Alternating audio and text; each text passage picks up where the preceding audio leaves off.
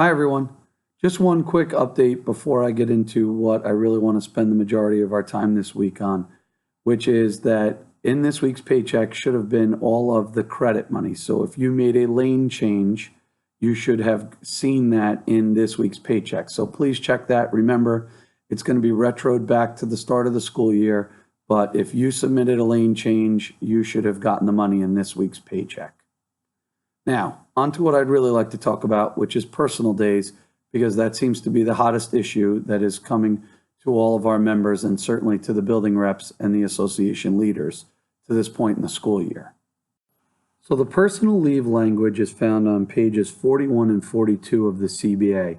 And this is really language that I hope you all have read, or at least will read now, because it's really important in how we use and take personal days.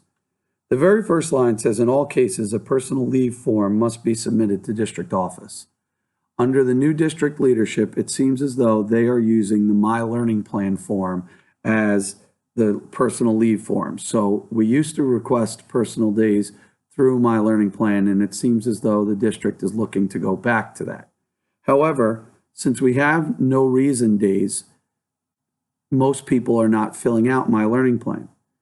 The one exception, though, is when you are taking a personal day that is connected to a break or a holiday, which is on page 42 and listed under number 5.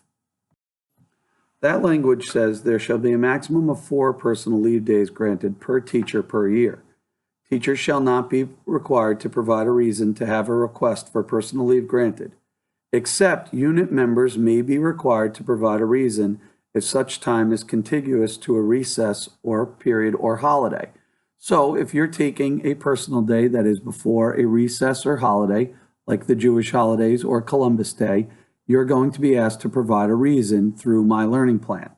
My Learning Plan has all of these choices listed under number 6, so you would check one of those and then report the absence to ASOP. The only other aspect of this language that I'd like to highlight is number 4, which says, except for emergency situations, teachers shall make requests for personal leave days in writing to the principal at least 3 days in advance of the anticipated absence.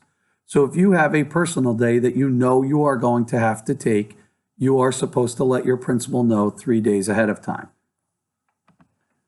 We have known for quite some time that absences have been a thorn in the district side, and they've been talking to us for quite a few years about them. So this is obviously the latest version of that. However, the best defense you are going to have against any of this is knowing the contract. So please get in that book or go online to our important documents and read the contract. Know your rights. Have a great weekend, everybody.